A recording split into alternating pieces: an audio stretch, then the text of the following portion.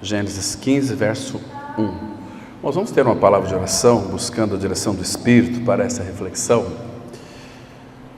Nosso Pai, privilégio nós temos mais uma vez de abrir a Tua Palavra.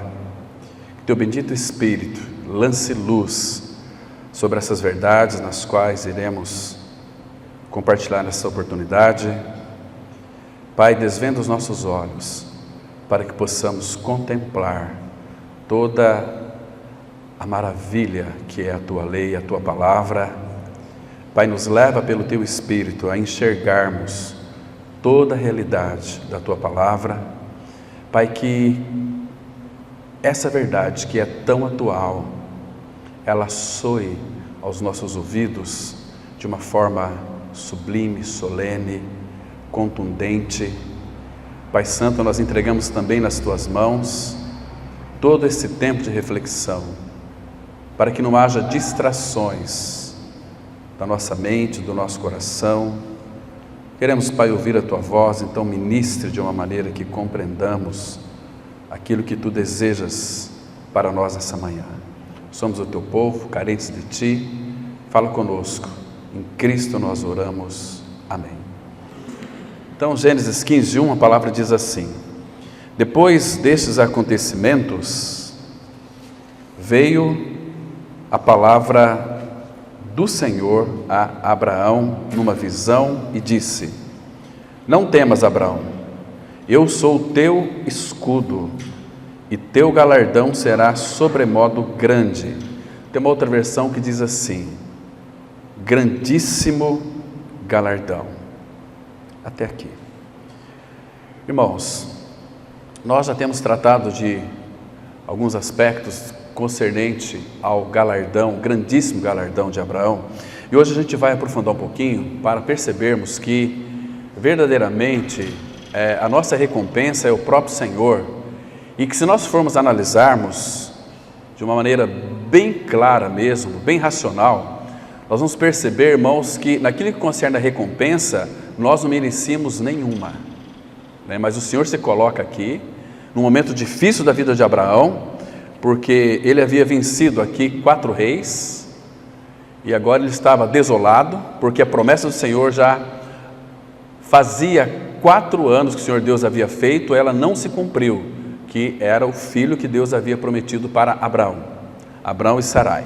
Então os anos iam passando, e com isto Abraão estava adoecendo porque a palavra fala lá em Provérbios 13, 12, que uma promessa que ela tarda a se cumprir, ela adoece o coração.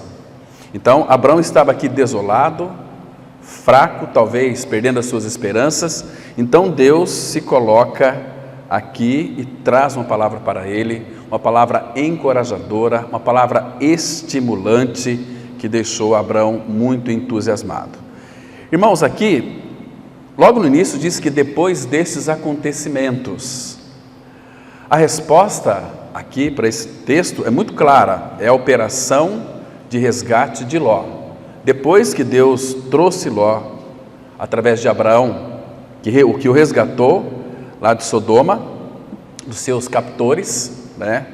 Abraão, ele teve aqui 2 vitórias importantíssimas.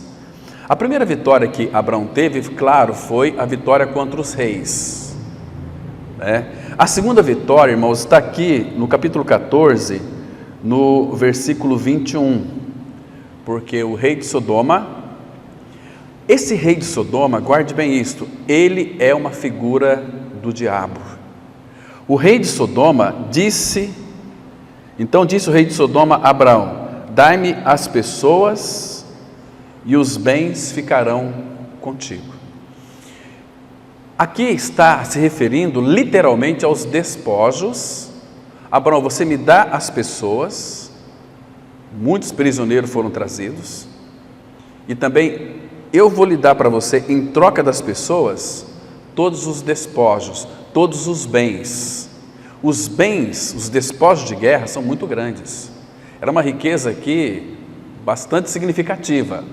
Mas então Abraão, e a gente vai caminhar muito sobre isso aqui hoje, naquilo que concerne a nossa renúncia também, a gente vai verificar que o quão grande nós iremos ganhar quando nós nos renunciamos.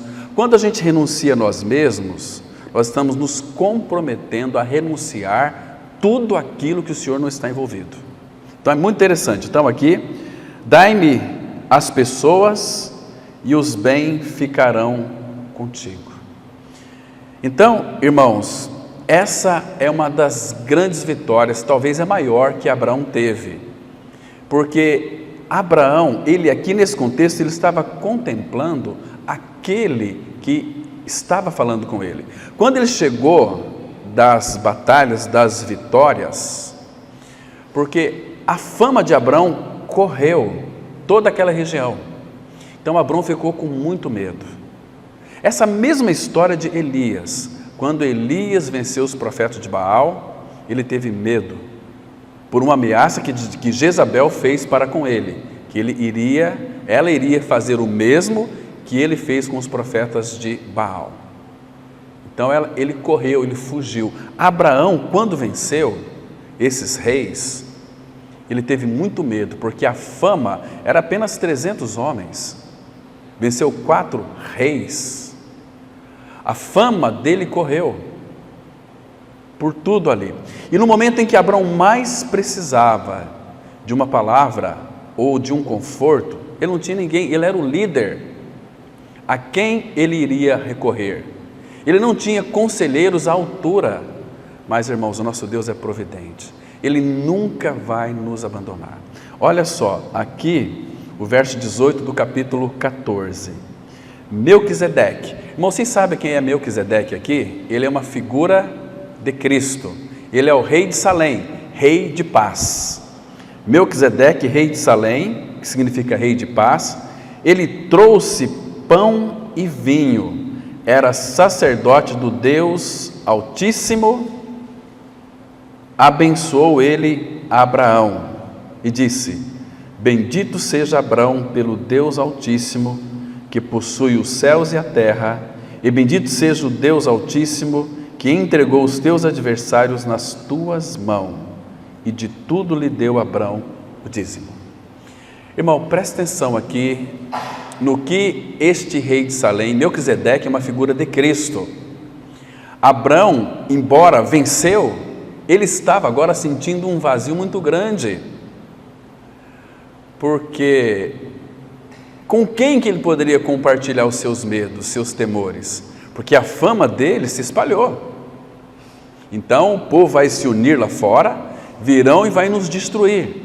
Mas então ele teve aqui um conforto muito grande de Melquisedeque, uma figura de Cristo, que veio visitá-lo, trazer para ele pão e vinho, como que participar da mesa do Senhor. Muito interessante. E disse o seguinte, irmãos, olha, eu abençoo ele, Abraão, e disse: bendito seja Abraão pelo Deus Altíssimo. Estava dizendo o seguinte: olha, você, Abraão, quando o Senhor lhe chamou pelo nome, você estava lá em Ur dos Caldeus, uma terra na qual ele manufaturava ídolos, e segundo alguns estudiosos tinha lá mais de 2.000 ídolos. Então Abraão foi tirado daquela realidade para deixar a sua parentela e ir para um lugar que Deus iria mostrar para ele. Ele partiu sem saber para onde que ia, mas ele levou seu pai, levou Ló e levou muitas pessoas ali. Isso foi um peso para Abraão. O Senhor não queria isso, o Senhor chamou Abraão. Irmãos, o nosso chamamento é em Abraão. Como é que nós sabemos disso? Porque Abraão, Paulo vai dizer em Gálatas, ele é o pai da fé. Aqueles que creem no Senhor pela fé são filhos de Abraão. Abraão, porque Abraão, depois o nome dele foi trocado para Abraão. Abraão significa pai elevado. Abraão, pai elevado, pai ilustre, significa também pai excelso, porque Abraão, no capítulo 22, ele prefigura Deus o Pai, quando ele levou Isaac para sacrificar o seu filho, colocou a lenha, o lenho nas costas do seu filho e caminharam os dois juntos até o Monte Moriá. Percebe? Então ali ele estava prefigurando Deus o Pai, aquele que em Apocalipse fala que é o ancião de dias. Olha cada nome que é para o nosso Deus e Pai, né? Ele é o Elohim, Ele é o ancião de dias. Queridos, que maravilhoso é isso, saber que o nosso Deus e Pai, Ele é também o ancião de dias. Ancião chegou a... Ele é Deus, então ancião de dias é que não existe para Ele dias. Ele é o Deus eterno, Ele habita a eternidade, Ele tem um caminho na santidade, Ele é o Deus criador de todas as coisas, e aquele que nos sustenta. Ele não apenas criou, mas Ele também sustenta todas as coisas pela palavra do seu poder. Agora, queridos, Abraão aqui estava desanimado, porque verdadeiramente ele também pensava em uma promessa que não estava se cumprindo. 10 anos havia se passado, e Deus não havia cumprido aquela promessa ainda, de um filho para ele. Então ele percebeu que, ele clamou até o Senhor dizendo o seguinte: olha, o meu herdeiro é o Damasceno Eliezer. Interessante, irmãos, que Eliezer, a partir daqui, ele é uma figura do Espírito. Não vai aparecer mais o nome dele Eliezer, mas vai aparecer servo de Abraão, quando foi trocado o nome dele. Irmãos, e Deus fez 11 visitas a Abraão, todas elas significativas. Nós estudamos algum tempo atrás 2 visitas.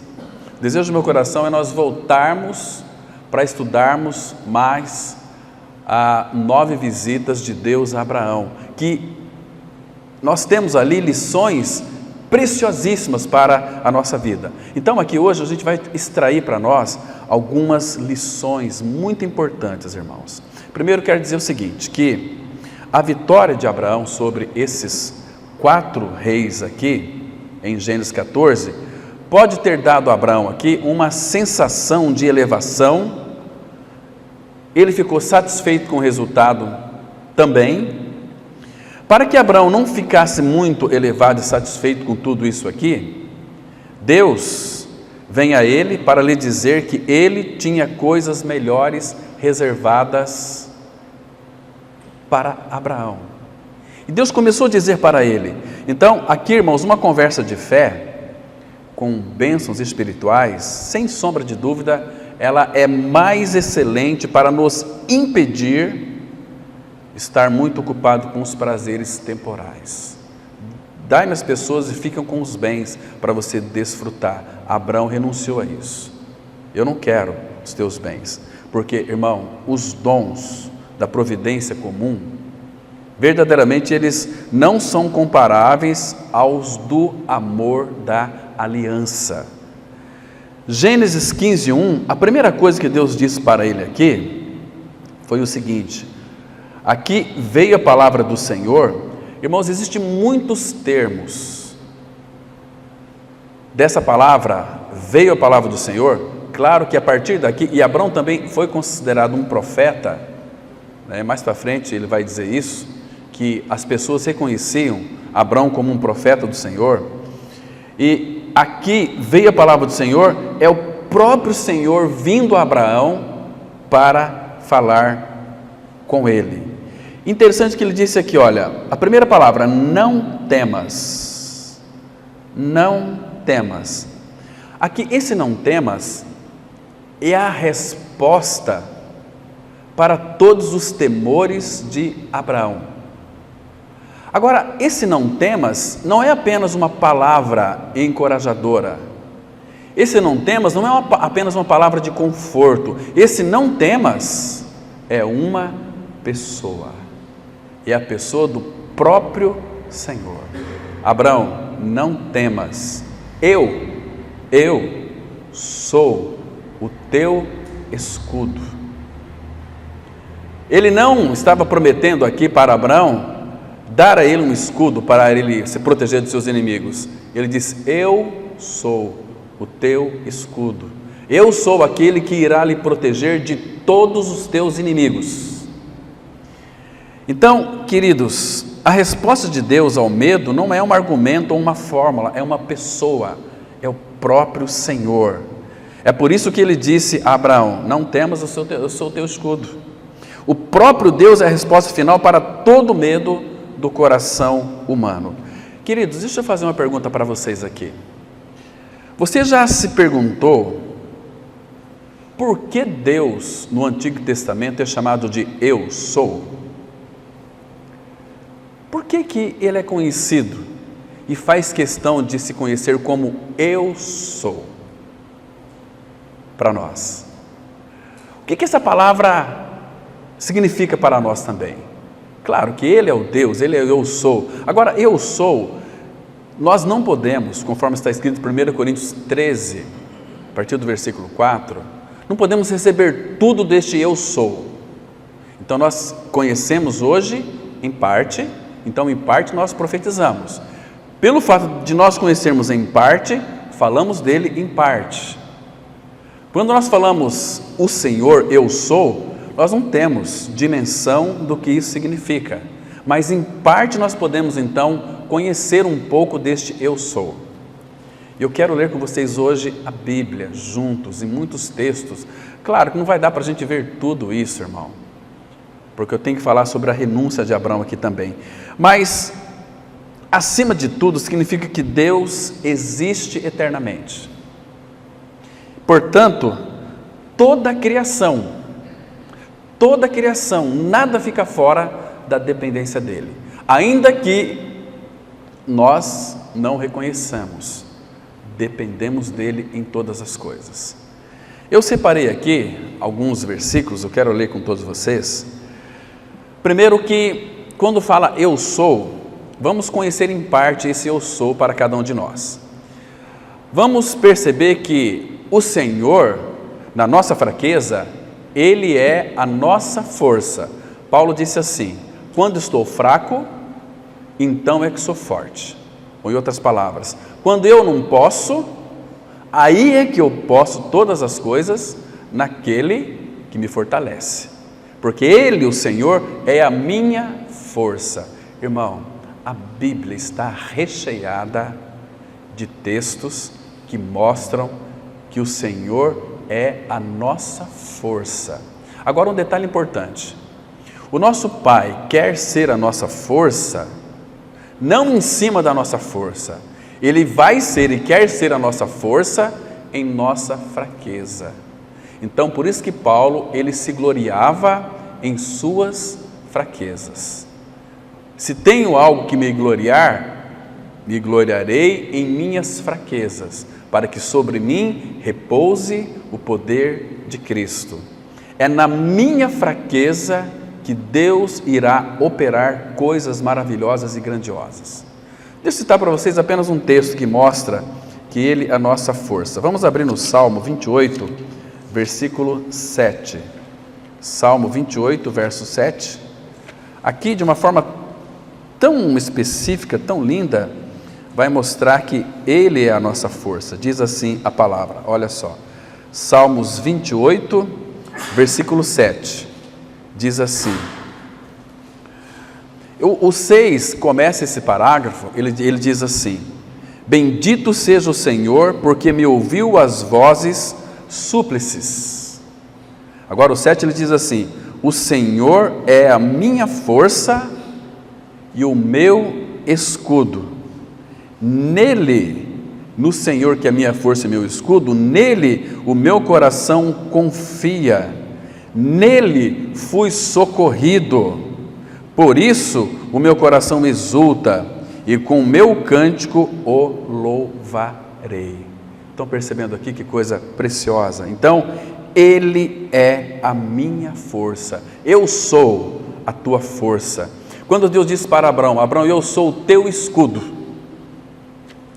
Eu sou, escudo é proteção. Ele estava dizendo para Abraão: Abraão, eu mesmo sou o teu protetor. Abraão, você se lembra como que você venceu esses 4 reis com 300 homens? Porque eu sou aquele que batalha as tuas batalhas. Nós sabemos, irmãos, que é o Senhor é quem peleja por nós. Vocês se lembram aquele texto lá em Êxodo capítulo 14, quando o povo de Israel chegou no Mar Vermelho, eles acamparam ali, de repente alguém deu aviso: os egípcios estão vindo para nos destruir, bem armados, com seus cavalos e cavalarianos, soldados preparados. Qual foi o conforto que Deus disse para aquele povo, trouxe para aquele povo através de Moisés? Não temas, ficai parado e vede o livramento que o Senhor vos dará hoje, porque o Senhor é quem peleja por vós. O Deus de Abraão, de Isaac, de Jacó, de Moisés, Ele é o mesmo Deus nosso Pai, ou Ele é diferente? É o mesmo. Se Ele é o mesmo, vocês acham que Ele vai mudar a sua tática? Não vai mudar. É o mesmo Deus. Jesus Cristo ontem, hoje e o será eternamente. Então, irmãos, é que o problema está em nós não crermos. O Senhor é a minha força. Eu sou a tua força. Eu sou o teu protetor. Então, quando nós confiamos nele, nada poderá nos abalar, irmão. Nada mesmo. Absolutamente nada. E o que mais que ele é para nós? Esse eu sou. A palavra fala de uma forma tão maravilhosa, porque, irmãos, nós temos uma tendência de sermos muito covardes. Nós somos muito covardes. Mas ele diz assim: eu sou a tua coragem. Lembra de Isaías 41, versículo 10? Lá está escrito assim: não temas, porque eu sou contigo. Não te assombres, não tenha medo, seja corajoso, porque eu sou o teu Deus. Eu te fortaleço, eu te ajudo, eu te sustento, eu lhe dou coragem com a minha destra fiel. Então eu sou a tua coragem. Aqueles irmãos, muitas vezes, eles sabiam que o exército inimigo era maior, mais poderoso do que eles, eram bem mais treinados, acostumados com guerras. Então, eles consultavam o Senhor dizia para eles: vá, porque eu lhes entregarei na tua mão, não temas. Ele disse para Josué 1,9: não te mandei eu? Ser forte e corajoso. Corajoso. Então, ser forte com a tua coragem, com a minha coragem em ti, e eu lhe darei vitória. Então, irmãos, não temos como nós perdermos uma batalha sequer. Percebe? Agora, nós não podemos ser tímidos, ressentidos. Nós temos que olhar para aquele que nos encoraja.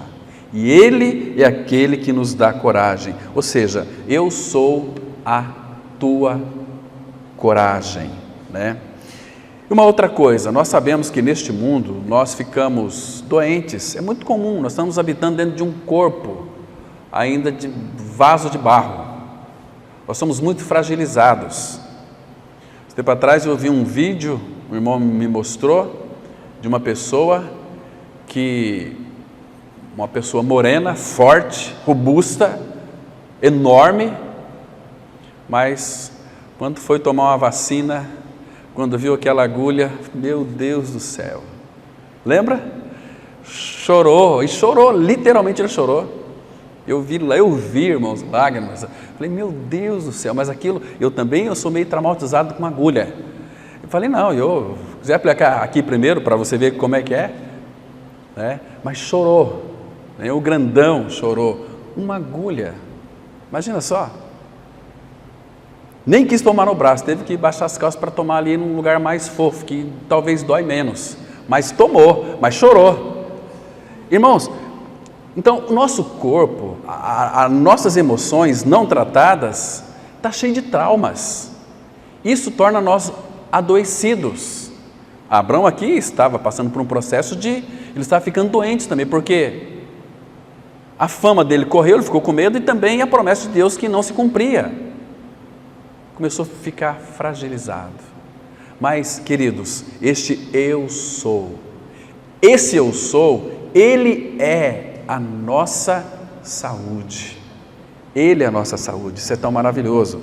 Abra aqui em Provérbios, capítulo 4, a partir do versículo 20.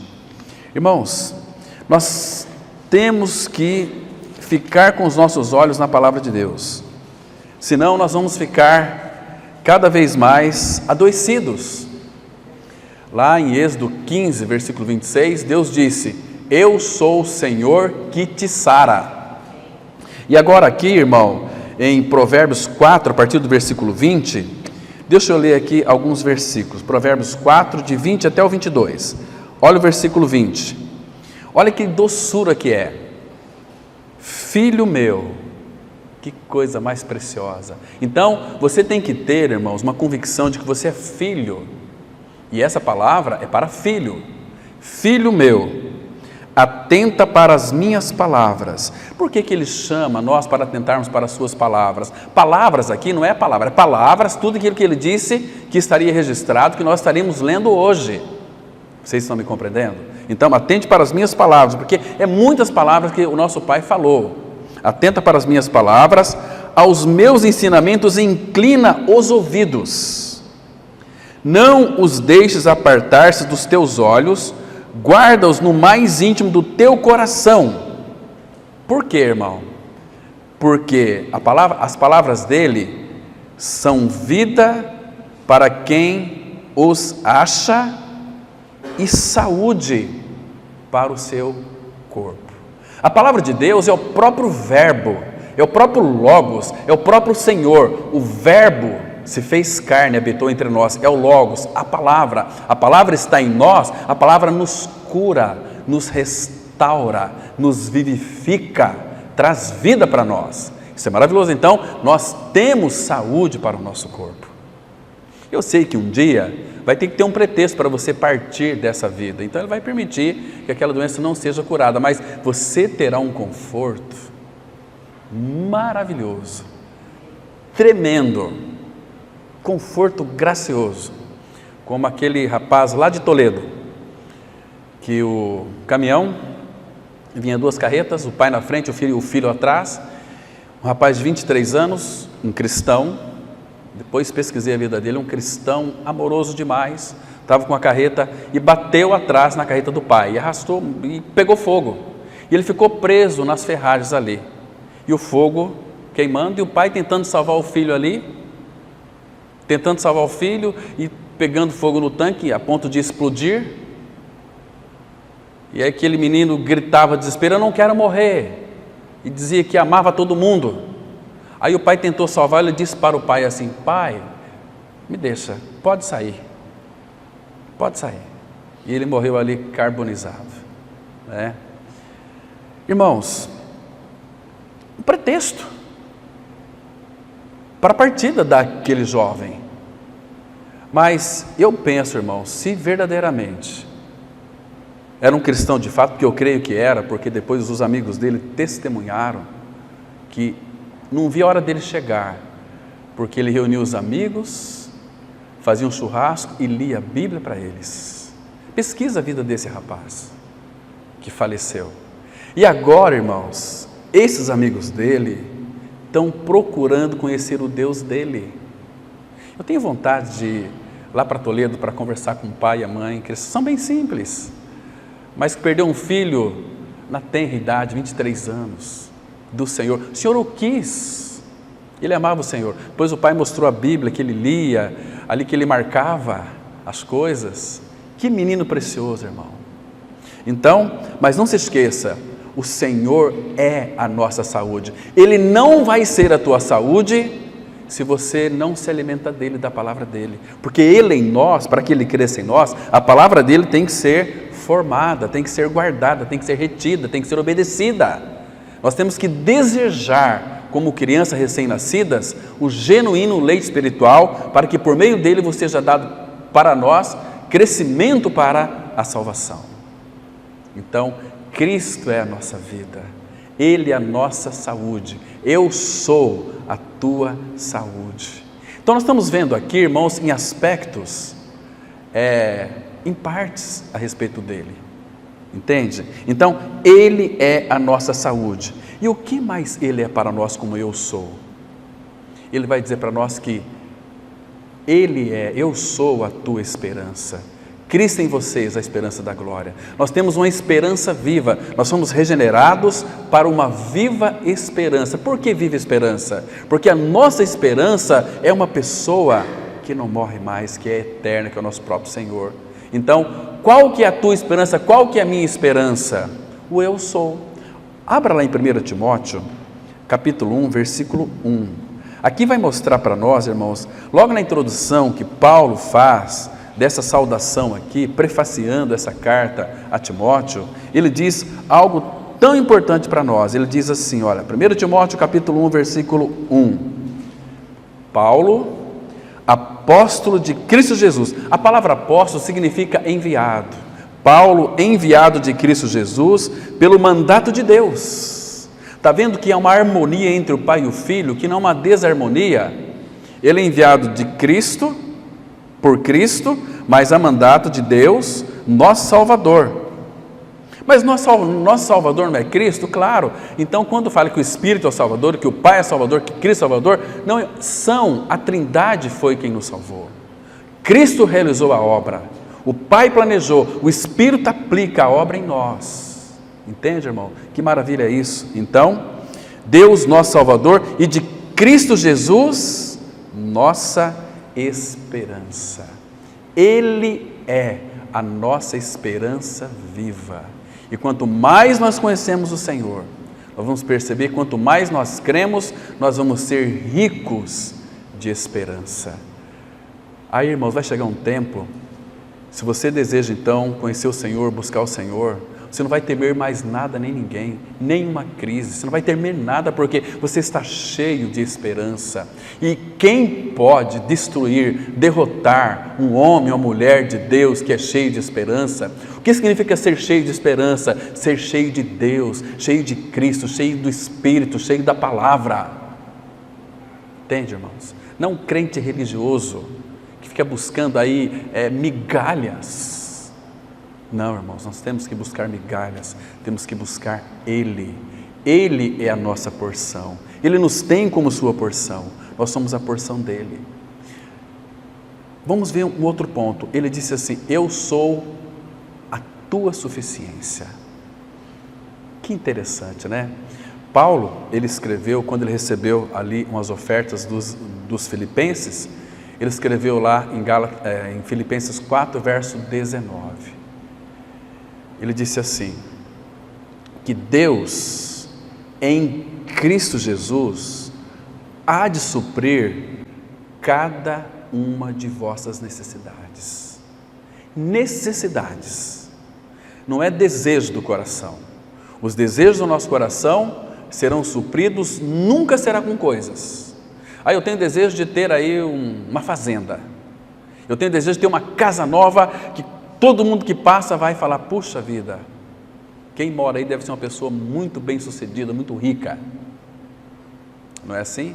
Às vezes eu venho com alguns irmãos de fora, eu passo pela rua aqui, tem uma casa aqui na esquina, o pessoal, nossa, mas que casa linda. Quem mora aí?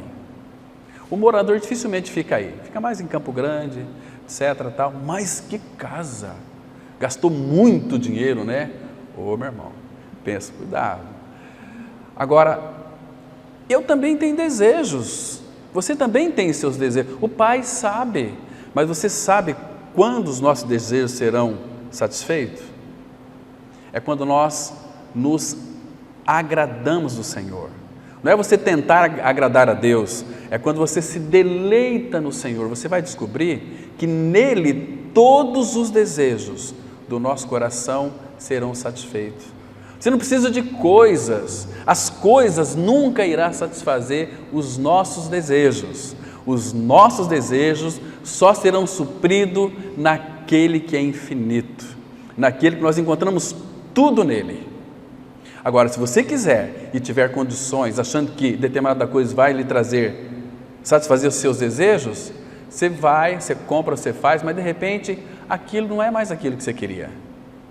Você queria outra coisa. Eu queria diferente. E nunca vai satisfazer. Agora, quando nós nos deleitamos no Senhor, os desejos do nosso coração serão satisfeitos. Deleita-te, ou agrada-te do Senhor e Ele satisfará os desejos do teu coração. Dando aquilo que você quer, que você acha que vai lhe trazer satisfação para o coração? Não. Ele vai mostrar quem Ele é para você. Aí você vai falar: Senhor, é verdade, eu não preciso de nada, porque tudo é teu, tudo é meu também. Eu preciso de Ti, Senhor, como Abraão aqui. Então, Ele é aquele que supre cada uma de nossas necessidades. As nossas necessidades são físicas, são emocionais e são espirituais. Por que esses cantores aí vendem muitos CDs e quando tem shows, todo mundo se acropa, vai milhares de pessoas? Porque essas pessoas estão em busca da satisfação de uma necessidade emocional. Se sentem muito bem, mas acaba o show, a bexiga murcha. Então, o inimigo sabe mexer nas nossas emoções, criar necessidade, revelar as necessidades. Então a gente acha que tem que procurar nas coisas, mas nele, Ele vai satisfazer cada uma de nossas necessidades. Aquilo que você necessita, Ele vai suprir. Mas, irmão, você tem que ir diante dele. Fala: Senhor, estou me sentindo tão mal amado, tão mal amada.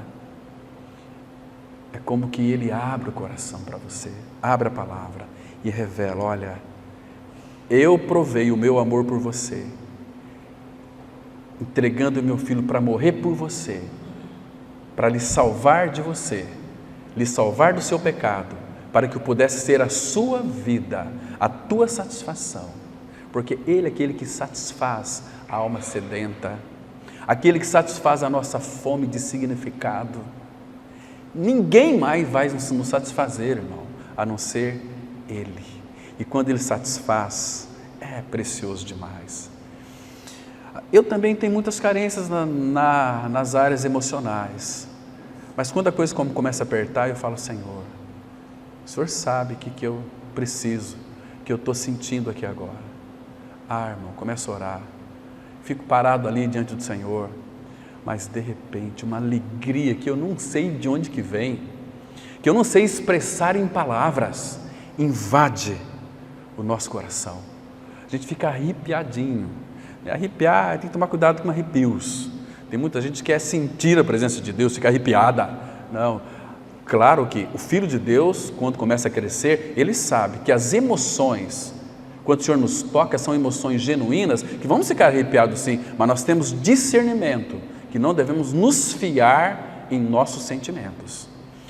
A presença do Senhor, quando invade a nossa vida, Ele está em nós, mas quando há uma manifestação da presença dEle em nós, até teu cabelo parece que tomou um choque elétrico, fica tudo arrupiado. Aquela alegria, irmão, você vai fazer o que com aquela alegria? Ela é tão grande que você derrama em lágrimas. Você tem chorado diante do Senhor? Aos pés do Senhor? Irmãos, o problema nosso é olhos enxutos. É tão gostoso chorar diante do Senhor, mas tão precioso, maravilhoso demais. Aí, irmãos, esse contato com Ele, essa comunhão com Ele, vai produzir em você uma sensibilidade. Você irá ter um ouvido afinado pelo diapasão de Deus para escutar os gritos das almas silenciosas ao teu redor, aqueles que sofrem. Você vai perceber, vai ter uma percepção incrível, maravilhosa. O Senhor vai fazer com que você perceba, entende, irmãos? Então, Ele é o nosso suprimento. Queridos, eu sou também, Ele também é o nosso defensor. O que a palavra defensor significa? Aquele que nos defende, aquele que advoga a nossa causa de uma forma justa. Vamos citar dois textos, 1 João 2:1, vamos para lá, vamos ver dois textos são importantes. 1 João capítulo 2, verso 1, diz assim, olha que interessante, irmãos, isso aqui é tão precioso, irmãos, guardem isso no coração, Não deixa Satanás roubar essa palavra do coração de vocês. Firma, peça ao Senhor para que Ele firme essa verdade em vossos corações. 1 João 2,1 diz assim, olha que lindo, olha o cuidado do Espírito Santo conosco. Filhinhos meus, nós somos dele, irmãos, nós pertencemos a Ele. Estas coisas vos escrevo para que não pequeis. Se todavia alguém pecar, temos advogado, intercessor, defensor também, né? Um advogado, um defensor junto ao Pai, Jesus Cristo, o justo. Agora, por que Ele pode ser o nosso defensor? Lembra-se lá, filhinhos meus, olha o verso 2, e Ele não é que Ele fez propiciação, Ele é a propiciação pelos nossos pecados, e não somente pelos nossos próprios, mas ainda pelos do mundo inteiro. Você está vendo aqui, irmão, que coisa mais linda? Ele pode nos defender, porque Ele nos salvou. Irmãos, guarde bem isso aqui. Quando Deus quis nos salvar, e quando fomos tornados filhos de Deus, Ele se incumbiu de cuidar de nós. Ele cuida da igreja, Ele alimenta a igreja. Efésios capítulo 5. Ele alimenta a igreja em todas as suas necessidades e cuida da igreja. Agora, abra lá no profeta Isaías, capítulo 19, versículo 20. Vai mostrar aqui de uma forma muito clara que Ele é o nosso defensor. Isaías 19, versículo 20. Muito interessante, irmãos. Aqui, irmãos, é uma profecia que Isaías proferiu contra este mundo, contra o Egito da época e contra o mundo de hoje. Mas chega aqui no versículo 20, eu vou ler o contexto, porque começa o parágrafo exatamente aqui no versículo 19, Isaías 19 diz assim, naquele dia, o Senhor terá um altar no meio da terra do Egito. Que altar que é esse que o Senhor teve no meio da terra do Egito, irmãos? No Monte Moriá, Cristo, Ele foi crucificado, quando Ele nos atraiu, nos levou a morrer com Ele, a ressuscitar com Ele. Então naquele dia Ele teria um altar no mundo, no Egito, porque foi o mundo que o crucificou, foi os pecadores, foi o meu e o seu pecado quem o crucificou. Então naquele dia, que lindo, irmãos, o Senhor terá um altar no meio da terra do Egito, e uma coluna se erigirá ao Senhor na sua fronteira. Agora, olha o versículo 20. Para quê? Servirá de sinal e de testemunho ao Senhor dos exércitos na terra do Egito. Porque o Senhor, 1 João 5,11, fala que o testemunho de Deus é este, que Ele nos deu a vida eterna e essa vida está no seu Filho. Olha que coisa linda, irmão. Olha como a palavra se complementa, se completa. Então, na terra do Egito, ao Senhor clamarão por causa dos opressores, e Ele lhes enviará um Salvador e defensor, que os há de livrar. É a palavra do Senhor, irmão, para nós. Então, irmãos, você entende, irmãos, tudo isso está relacionado à cruz, aquilo que Cristo fez por nós. Irmãos, como nós podemos nos distrair de Cristo? Como nós podemos não atentar para este eu sou? Ele é o que é. Irmãos, o que mais que esse eu sou é para nós, como foi para Abraão? Essa é a nossa recompensa, esse é o nosso grandíssimo galardão, porque ele disse para Abraão, Abraão, eu vou ser teu escudo e também o teu galardão será sobremodo excelente, ou seja, grandíssimo é o teu galardão, porque eu sou o teu galardão. Então, nós podemos ver em partes, a gente poderia passar aqui, irmãos, essa semana inteira vendo as partes deste eu sou para nós, que não se findaria, porque aqui abre-se um leque muito grande, a gente percebe, irmãos, que, como é grande o nosso Deus e Pai, como nós estamos seguros, não temos que temer nada nem ninguém, nós temos a vida dentro de nós, a vida de Cristo, O Senhor da glória habitou em nós. Então, irmão, Ele é também o nosso libertador. Eu sou o teu libertador. Vamos lá para o Salmo 102. Salmo 102, a partir do versículo 18 até o 22. Irmãos, que coisa linda demais. Então, no 18 começa aqui um parágrafo. O Senhor sempre prometendo para nós esperança. Então, Ele é o nosso libertador. Verso 18, que diz assim: ficará isso registrado para a geração futura. Então é para nós. Quando isso foi escrito, Ele estava já nos contemplando aqui, nessa oportunidade. Então, irmãos, a palavra é para nós, geração futura, para nós e para os nossos filhos. Pedro disse isso lá em Atos, capítulo 3, versos 19 e 20. Né? A promessa é para vós outros, para os vossos filhos, que virá tempo de refrigério pela presença do Senhor. Então, eu sou o teu refrigério também. Ele é o nosso refrigério. Né? Refrigera a minha alma. Coisa linda, né? Suaviza a minha alma. E o verso 18 diz assim: ficará isso registrado para a geração futura, e um povo que há de ser criado louvará o Senhor. Nós estamos cumprindo essa verdade, nós somos a realidade dessa verdade. Nós vivemos uma vida de louvor, não apenas louvamos o Senhor, mas a nossa vida dia a dia tem que ser uma vida de louvor, porque o louvor Ele colocou em nós, o louvor dele é fruto dos lábios.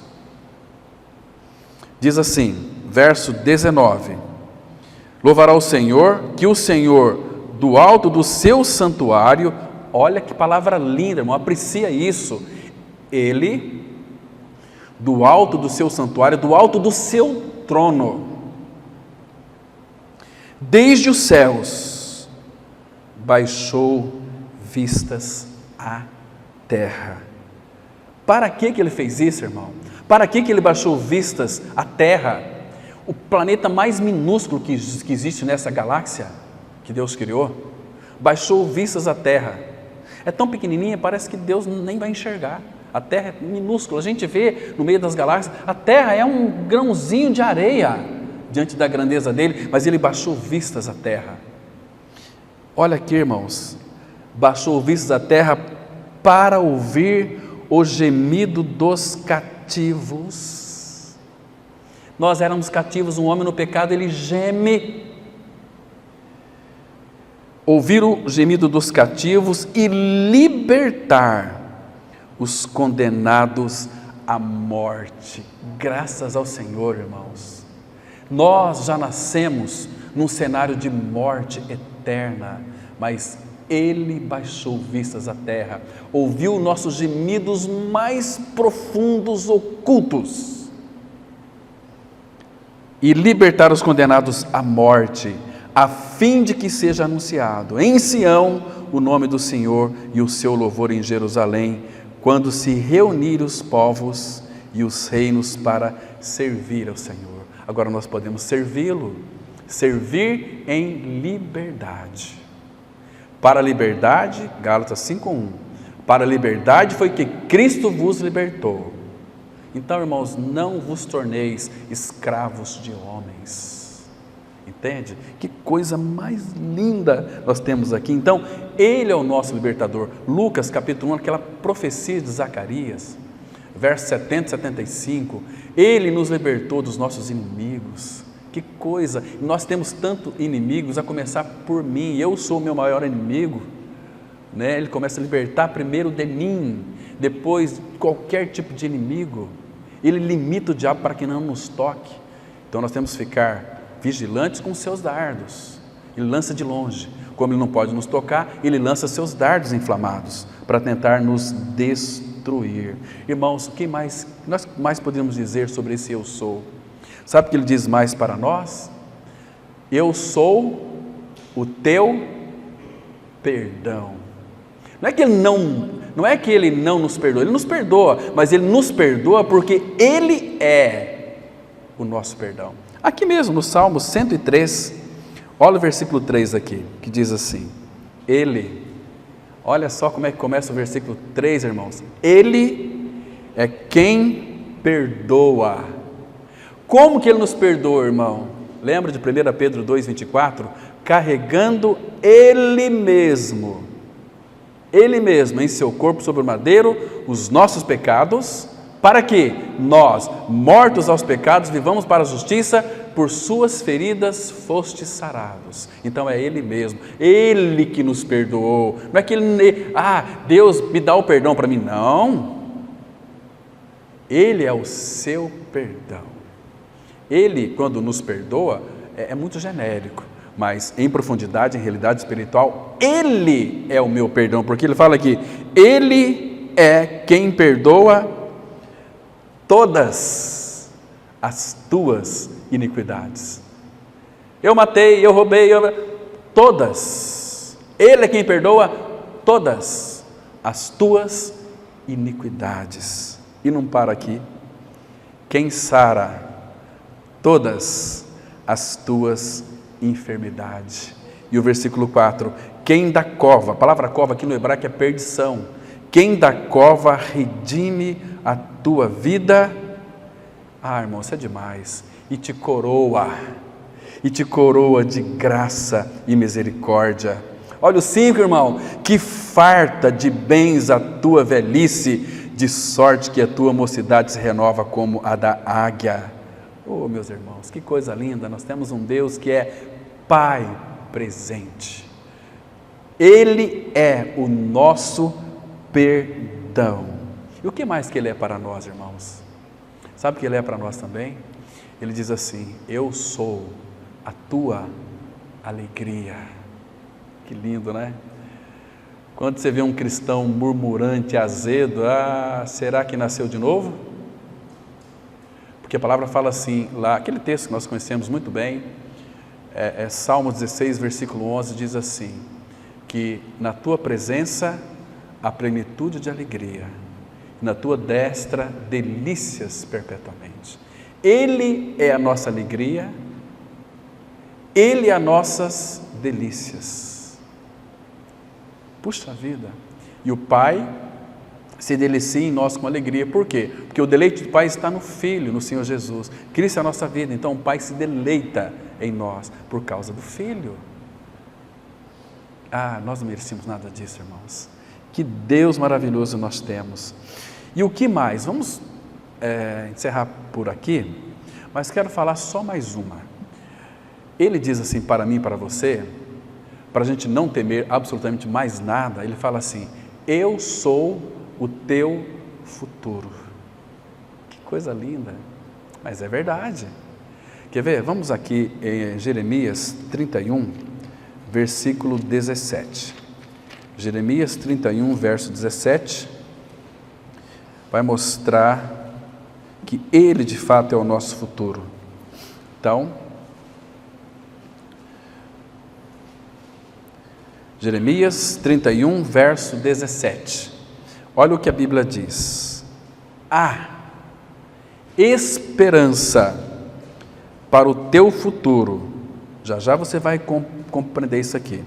Há esperança para o teu futuro, diz o Senhor, porque teus filhos voltarão para os seus territórios.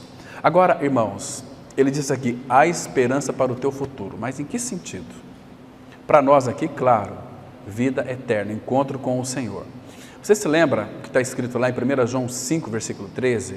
Eu vou citar para vocês aqui. Diz assim, depois que João começa desde o versículo 11, 1 João 5, de 11 até 12, ele fala assim, no 11 ele fala assim, e o testemunho de Deus é esse, que Deus nos deu a vida eterna e essa vida está no teu Filho. No 12 ele diz assim, aquele que tem o Filho tem a vida, quem não tem o Filho de Deus não tem a vida. Então nós temos a vida porque nós temos Cristo, não mais eu, mas Cristo vive em mim. Se Cristo vive em mim, ele diz no versículo 13, relacionado ao nosso futuro, 1 João 5,13, estas coisas vos tenho dito, a fim de que saibais, ou de saberdes, que tendes a vida eterna. Então, há esperança para o nosso futuro. Por quê? Porque o eu sou é o nosso futuro. Qual o futuro que nós esperamos, irmãos, senão a Ele?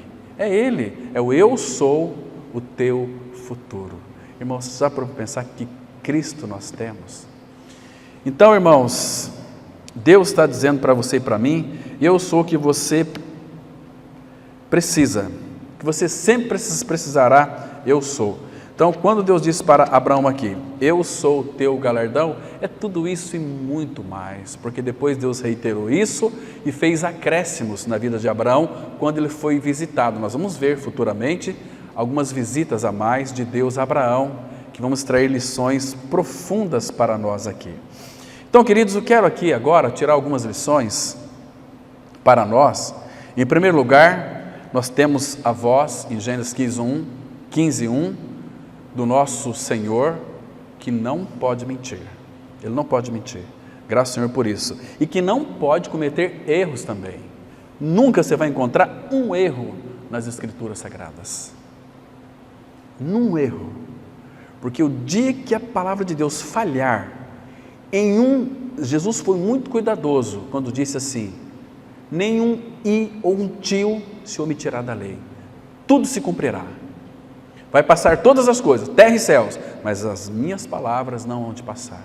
Porque é Ele não passa, Ele é a palavra, Ele é o verbo, Ele é o Logos de Deus. Entende? Então, quando nós lemos a palavra, irmãos, creia, você terá um descanso, olha, assustador. Assustador. Então, aqui, meus irmãos, esse Deus, Ele não pode cometer erros. Ele nunca cometeu um erro sequer. Agora, nós precisamos, irmãos, calcar os nossos pés com as ilusões vazias deste mundo, que não tem nada para oferecer para nós. Então, qual é a estratégia do inimigo para nos atrair para este mundo?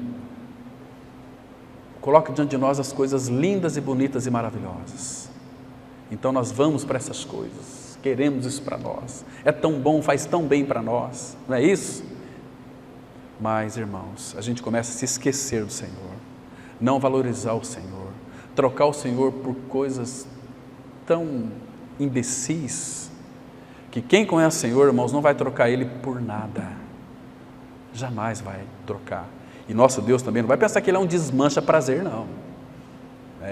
Jesus Cristo era um homem que era muito festeiro, reunia com o pessoal para comer e beber, tomava vinho, foi até chamado de beberrão. Seus discípulos foram chamados de comilões, comiam. E verdade, o povo de Deus é um povo que come muito bem, porque sabe que a mesa nossa nunca vai faltar pão, é uma mesa muito farta. E tem aí muitos cristãos que pedem para Deus nunca deixar faltar. Eu peguei lá uma visita em casa esse final de semana, eles estão amando a palavra, crescendo no Senhor, e ora aí para agradecer o Senhor pela comida, Senhor abençoa, e que nunca deixa faltar, Senhor. Depois chamei ele no cantinho e falei: meu irmão, essa é uma oração de pessoas incrédulas. Tem que orar, Paulo fala, em tudo dai graças, agradeça o Senhor pelo pão que Ele colocou na mesa, porque Ele prometeu, Ele cumpriu. E Jesus disse assim: não fiquem preocupados com o que haveis de comer, beber ou vestir. Então, só para agradecer, o suprimento vai vir da minha parte para vocês. Agradeça. Eu nunca tinha pensado nisso. Então, é maravilhoso nós sabermos disso, irmãos, porque temos um Pai que vai suprir todas as nossas necessidades. Amanhã, eu não sei como é que vai ser o amanhã. Amanhã eu tenho muitos compromissos. Mas se houver amanhã, eu sei que para todos os compromissos, outras coisas mais, o Senhor trará os seus cuidados. Ele está nos acompanhando, nos dirigindo, nos orientando, a orientar as pessoas também, Mas nós devemos andar, não pelo que nós vemos. Se nós começarmos a andar por aquilo que nós estamos vendo, nós vamos arrumar e ter muitas desculpas para não estar com o Senhor, porque o mundo, irmãos, os prazeres do mundo, eles são transitórios. Jesus Cristo, aliás, Tiago, ele disse assim: infiéis, vocês não compreendem que a amizade do mundo é inimiga de Deus? E todo aquele que quiser ser amigo do mundo pode ser, mas se constitui inimigo de Deus, porque tudo aquilo que nós tocamos neste mundo e traz prazer para o nosso interior, entristece o Espírito Santo de Deus. Ou nós vivemos para Ele, porque o nosso maior prazer está nele, o nosso maior prazer vem dele. E, irmãos, se a gente não conseguir, de fato, viver uma vida aos pés do Senhor, olhando para Ele, esperando todo o seu suprimento, como que nós vamos então ter alegria neste mundo, sermos pessoas diferenciadas? Não se esforce para ser diferente, comece a cultivar uma vida com o Senhor, Ele fará com que você seja diferente. Não se esforce, porque Deus não quer o nosso esforço, não quer o nosso suor.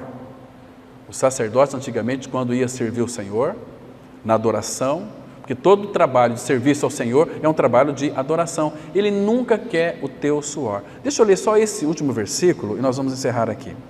Abra lá em Ezequiel, capítulo 44, Ezequiel 44, vamos observar aqui, porque nós somos reinos de sacerdotes. Observa aqui, irmãos, a partir do verso 17, Ezequiel 44, a partir do versículo 17, que diz assim, olha só,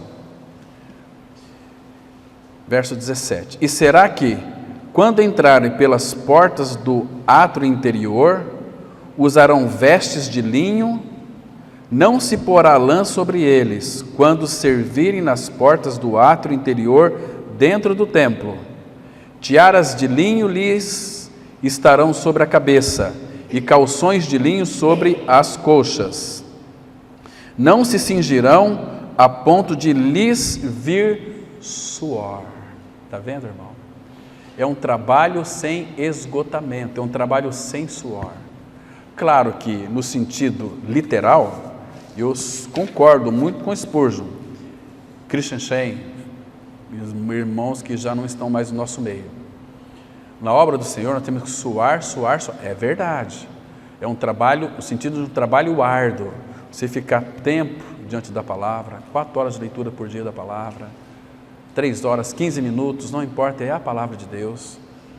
E intimidade com Ele, isso significa suor, mas no sentido de diligência, não de negligência. Nós precisamos de perseverança em seguir ao Senhor. Então, irmãos, lembre-se de uma coisa, Cristo é o nosso grandíssimo galardão. Todas as nossas recompensas advêm dele, ou em realidade, Ele é as nossas recompensas, porque Ele expressou lá em João 15:5, sem mim nada podeis fazer. Que o Senhor então, irmãos, continue falando aos nossos corações. Amém. Vamos ter uma palavra de oração. Nosso Pai, graças te damos pela Tua preciosa palavra. Obrigado, Pai, porque o Senhor é um Deus que fala, nos edifica e tem nos vivificado. Continue, Pai, nos alimentar como igreja do Senhor. Continue a desvendar os nossos olhos para que possamos contemplar a Ti, Senhor, a olhar para Ti, viver uma vida derramada diante do Senhor. Continue, Pai, nos abençoando com a Tua palavra. Leva-nos guardado para os nossos lares. Prepara-nos também para estarmos aqui à noite, para mais um tempo de louvor e adoração a Ti, de ouvir a Tua palavra. Frutifica essa verdade nos corações, Pai. Em nome de Cristo nós oramos. Amém.